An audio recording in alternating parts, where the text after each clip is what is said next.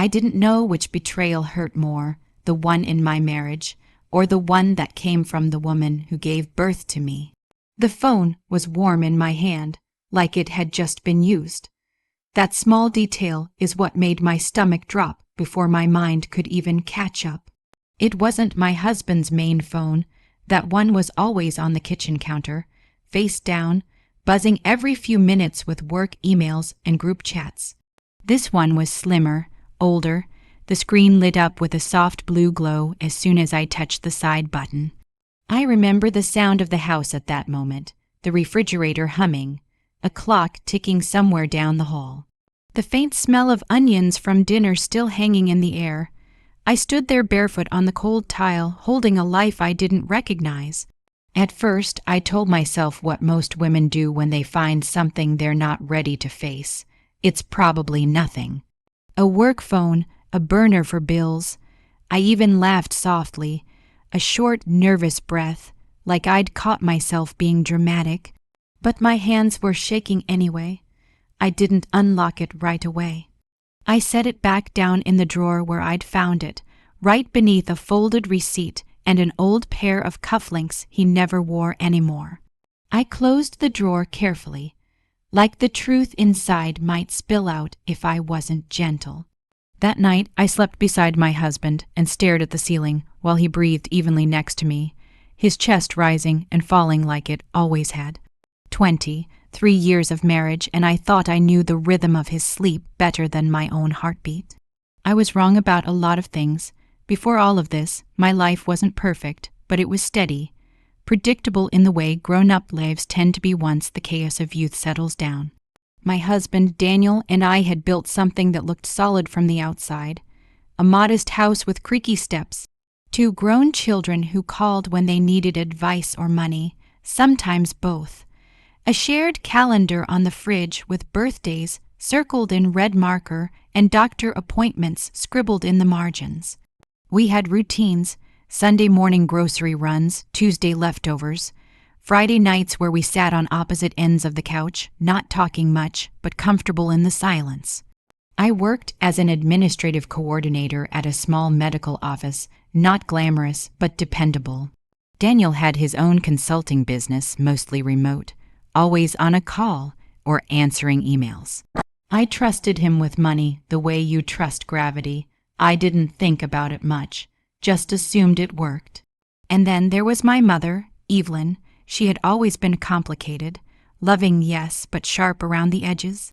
The kind of woman who hugged you tightly but corrected your posture while she did it.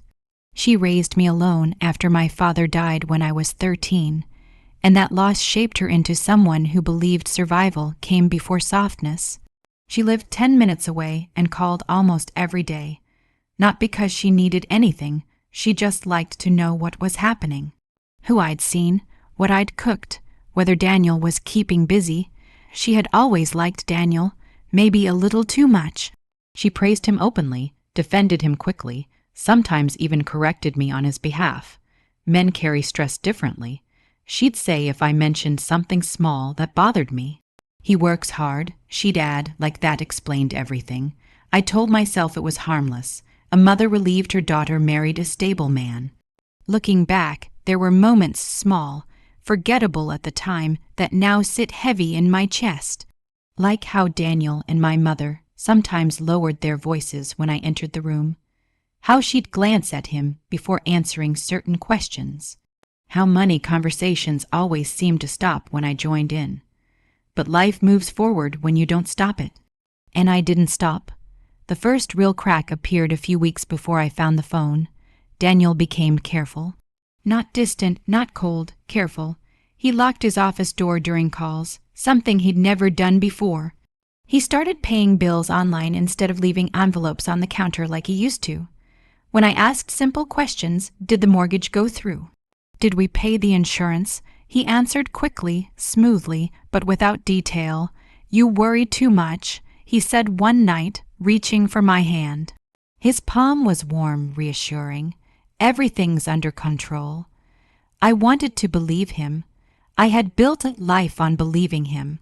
Around the same time, my mother began insisting on lunches, just the two of us, no Daniel. She watched me closely while I ate, her fork pausing midair when I talked. She asked about my work, my health, my sleep. You look tired, she said more than once. It's just work, I replied, smiling. She nodded like she knew better. Once, as we were leaving the diner, she squeezed my arm a little too tightly. Marriage is about sacrifice, she said quietly. Not everyone is meant to know everything. I laughed it off. But her words stayed with me, repeating in my head later that night as I brushed my teeth, staring at my own reflection like I was trying to recognize myself. The second phone didn't come out of nowhere. It came out of a place I hadn't checked in years. Daniel asked me to grab his passport from his desk drawer while he showered. He needed it for an upcoming trip, another consulting job, another city. The drawer stuck when I pulled it, and I had to tug harder than I expected. Papers shifted. Something slid forward. That's when I saw it. A phone that wasn't supposed to exist.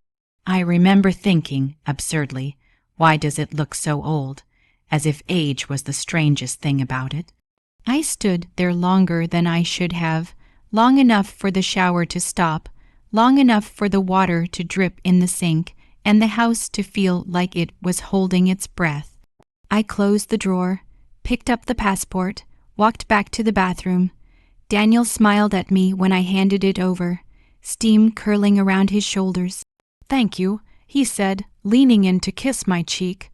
I smiled back and said nothing, because somewhere deep inside me, something had already begun to unravel quietly, patiently, like it had been waiting for permission. I didn't confront him right away. That might sound strange to people who believe truth should be dragged into the light the moment it flickers. But when you've spent decades building a life brick by brick, you don't swing a hammer the first time you hear a crack. You listen, you watch, you wait, so I went on pretending. The next morning, I made coffee like I always did, 2 mugs, same chipped blue ones we'd had since the kids were little. Daniel sat at the table scrolling through his phone, the right phone, the one I was meant to see. He asked if I slept well. I said yes. He kissed my forehead before leaving for his office. Everything looked normal, but normal had started to feel like a costume we both wore too well. I noticed how he angled his body away from me when he checked his email, how his laughter on calls sounded lighter than it ever did with me, how he started offering to run errands alone, the bank, the post office, anything that involved paperwork or money. When I asked him one evening if we could review our finances together, just a casual check-in, I said, he stiffened for half a second. Not long enough to accuse, long enough to register. Why now? He asked. I shrugged, stirring a pot of soup that smelled like thyme and garlic. Just thinking about retirement, we're not getting younger. He smiled, but it didn't reach his eyes. I've got it handled. That phrase again, handled. A few days later, my mother called while I was folding laundry. You're coming by this weekend, right? She asked. I thought we said next week. I replied, pressing a warm towel into a neat square. There was a pause, not a long one, just long enough. Oh, she said lightly, did we? I must have mixed it up. She hadn't. She rarely did. When I arrived at her house that Saturday, she was unusually flustered. A stack of papers sat on the dining table, hastily shoved into a folder when she heard my car pull up. Her smile felt tight when she hugged me. You want tea? She asked. Yes, I said. No sugar, no sugar. She knew me better than that. As we sat across from each other, steam rising from our cups, she studied my face the way she used to when I was a teenager, like she was bracing for bad news. How's Daniel? She asked. Fine, I said. Busy? She nodded, too quickly. You're lucky, she said. Not all men stay dependable. Something about the way she said it, careful, rehearsed, made my chest feel heavy. I wanted to ask her outright if she knew something I didn't, if she was hiding something from me, but old habits die hard. I had been protecting her feelings since I was a child. That instinct didn't vanish just because my marriage felt shaky. So I drank my tea, talked about work, let her fuss over my hair and complain about her neighbors, and left with a knot in my stomach I couldn't untie. That night, after Daniel fell asleep, I went back to the drawer. The second phone was still there. This time, I didn't put it back. I took it into the guest bathroom, locked the door, and sat on the edge of the tub like I was about to receive bad news from a doctor. The screen lit up again. No password. That hurt more than it should have, the carelessness of it. Like he didn't expect anyone to ever look. The first thing I checked wasn't the messages. It was the contacts. There were only 3 names, a bank, a number saved as initials I didn't recognize, and one name that made my vision blur so suddenly I had to grip the sink to stay upright. Mom, saved plainly. No disguise, no explanation. Just Mom. I told myself it had to be innocent, that they talked occasionally, that maybe she'd needed help with paperwork or taxes or something else that made sense. But my hands were already scrolling. The messages weren't romantic. There were no hearts, no pet names, no late. Night confessions, what they were was worse. Numbers, dates, transfers, conversations that spoke in shorthand, like 2 people who had been doing this for a long time. Moved the funds today. She hasn't noticed. Keep it quiet. We're close. I don't remember sitting down, but I must have, because suddenly I was on the bathroom floor, my back against the cabinet, the tile cold through my clothes. They weren't talking about an affair. They were talking about money, my money. The next few days passed in a blur. I went to work, answered phones, scheduled appointments, smiled at patients like my insides weren't unraveling. At home, Daniel was attentive, almost gentle. He cooked dinner twice that week, something he hadn't done in months. Asked me how my day was, touched my shoulder as he passed by. It felt like guilt or preparation. I didn't confront him because I needed to understand the full shape of the lie before I named it. So I did something I never thought I would. I checked our accounts. Not the shared overview Daniel usually showed me, the real ones. I logged in early one morning before he woke up, my heart pounding so loudly I was sure it would wake him. I followed trails I hadn't known existed, old investment accounts, a trust my mother had insisted on setting up years ago for tax purposes. I saw withdrawals I didn't recognize, transfers labeled vaguely, money moving in quiet, deliberate increments, years' worth.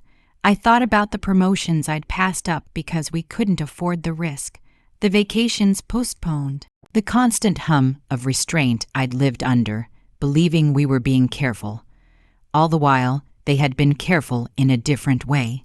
Careful to keep me out. The worst part wasn't the money. It was the realization that my mother, the woman who taught me to balance a checkbook, who warned me never to let a man control my finances, had helped orchestrate this, that she had chosen him over me, that the people I trusted most had decided, quietly and together, that I didn't deserve the truth.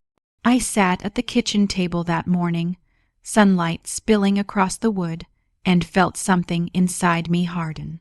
Not into anger, into resolve, because whatever they thought they were protecting of themselves, their plan, their version of me, they had underestimated one thing. I was done being the last to know. Once you see the truth, you can't unsee it. That morning after Daniel left for his office, I didn't clean the kitchen right away. I sat at the table with my coffee going cold, staring at the sunlight stretching across the floor like it had every other morning of my adult life.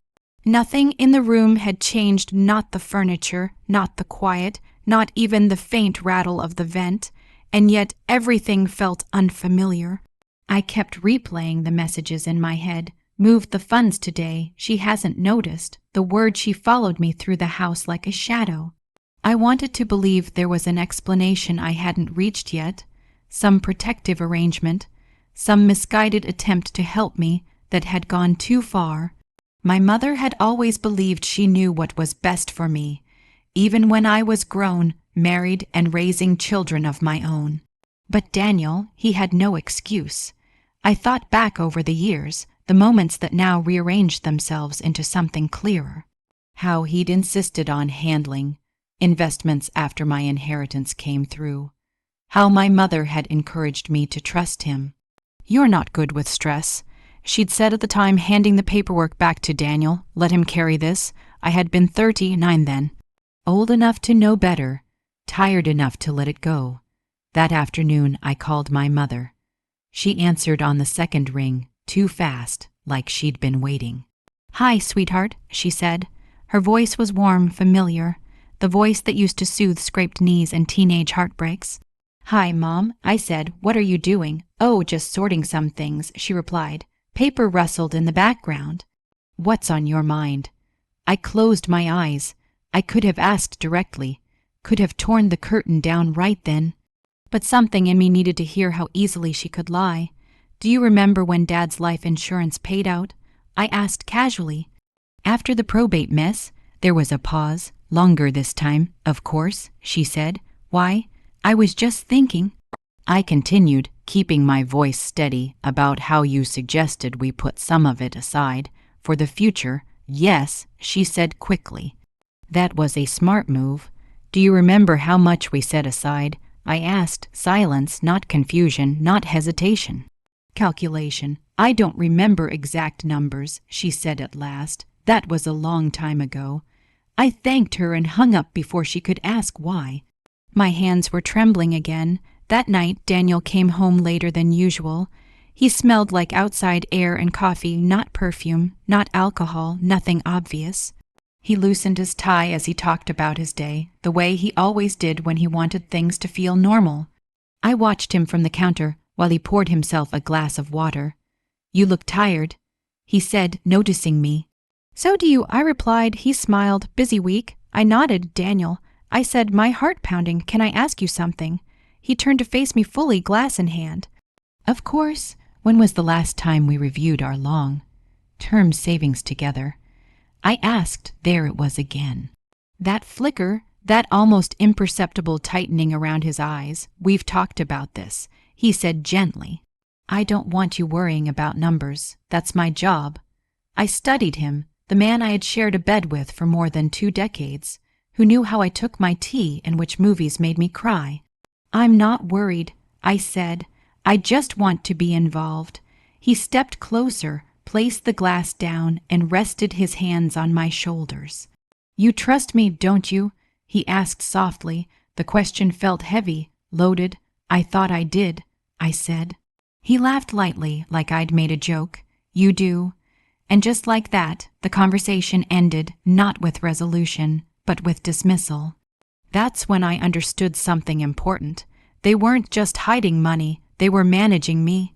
The next day, I took a personal day from work. I drove to the bank Daniel usually handled, the one with the quiet lobby and the framed landscape prints meant to make people feel safe. I wore a cardigan my mother had given me years ago, soft, neutral, non-threatening, the kind of outfit people don't question. I asked to speak to an account manager. When she pulled up my name, her expression changed just enough to notice. "Oh," she said, "this account is managed by my husband." I finished. "Yes, I know." She hesitated. "I'll need to check what access you have. I'm the primary beneficiary," I said calmly, "and the original source of funds. That did it." She nodded and turned her screen slightly toward me, and there it was. Numbers that didn't align with the life I'd been living. Withdrawals over the years, slow, strategic, never large enough to raise alarms. Transfers routed through accounts I'd never seen. One account listed under a trust name I recognized immediately. My mother's. I felt embarrassed, sitting there, realizing a stranger had more clarity about my finances than I did.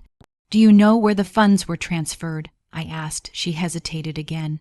"I can print statements, but I recommend discussing this with your husband." "I will," I said. "Soon." I didn't cry until I got back to my car. Not loud sobs, just tears sliding down quietly as I sat gripping the steering wheel, feeling foolish and exposed. I thought about how many times my mother had told me she worried about my future, how Daniel had reassured me we were on track, how safe I'd felt letting go. It wasn't just betrayal, it was theft of agency, of time, of trust. That evening, my mother showed up at my house unannounced. She stood in the doorway, purse clutched tight, eyes scanning my face. "You didn't answer my call," she said. "I was busy," I replied, stepping aside to let her in. She sat at the table where I'd sat that morning, folded her hands neatly in her lap. "Is something wrong?" she asked. I looked at her, really looked. At the lines around her mouth, the strength that had carried us both through loss and hardship, the woman who had taught me right from wrong. "Yes," I said quietly, "something is very wrong." Her eyes flicked toward the hallway, toward Daniel's office. "How much do you know?" she asked. That question, not what's wrong, not what are you talking about, told me everything. I didn't answer. I just watched her face as the truth settled in.